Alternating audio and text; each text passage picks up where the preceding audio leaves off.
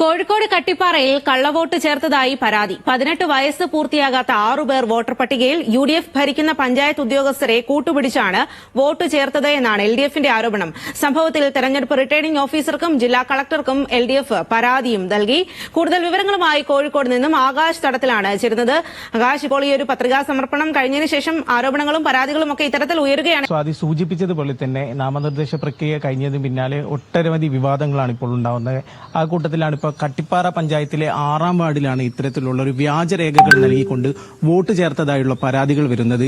18 വയസ്സ് പൂർത്തിയാവാത്തവരെ വോട്ടർ ലിസ്റ്റിൽ ഉൾപ്പെടുത്തി എന്നാണ് ഇപ്പോൾ LDF ആരോപിക്കുന്നത്. UDFന്റെ ഭരണത്തിലുള്ള പഞ്ചായത്തിലെ ഉദ്യോഗസ്ഥരെ കൂട്ടുപിടിച്ചാണ് ഇത്തരത്തിലുള്ള കാര്യം UDF ചെയ്തിരിക്കുന്നതെന്നാണ് ഇവർ ഇപ്പോൾ പറയുന്നത്. ഇവർ കൃത്യമായ രേഖകൾ പുറത്തുവിടുന്നു. ആധാർ കാർഡ് ഉൾപ്പെടെയുള്ള രേഖകളിൽ ഇവർക്ക് 18 വയസ്സായിട്ടില്ല. നമ്മൾ ഇപ്പോഴുള്ള ഇത് അറിയാം, ജനുവരി 1 2007 ജനിച്ചവരാണെങ്കിൽ ജനുവരി 1 വരെ ഉള്ളവർക്കാണ് വോട്ടേഴ്സ് ലിസ്റ്റിൽ പേര് ചേർക്കാൻ പറ്റുക. എന്നാൽ ജനുവരിക്ക് ശേഷം ജനിച്ചവരെ ഉൾപ്പെടെ വ്യാജരേഖകൾ നൽകിക്കൊണ്ട് ഒറിജിനൽ സർട്ടിഫിക്കറ്റുകൾ ഹാജരാക്കാതെ ഫോട്ടോസ്റ്റാറ്റ് സർട്ടിഫിക്കറ്റുകൾ ഹാജരാക്കിക്കൊണ്ടാണ് ഇവരെ ഇപ്പോൾ വോട്ടേഴ്സ് ലിസ്റ്റിൽ പേര് നൽകിയിരിക്കുന്നത്. ഇതിന്റെ ഭാഗമായാണ് ഇപ്പോൾ LDF ഇത്തരത്തിലുള്ള പരാതിയുമായി മുന്നോട്ട് വരുന്നത്. ഇവർ കളക്ടർക്കും റിട്ടേണിംഗ് ഓഫീസർക്കും പരാതി നൽകി കഴിഞ്ഞു.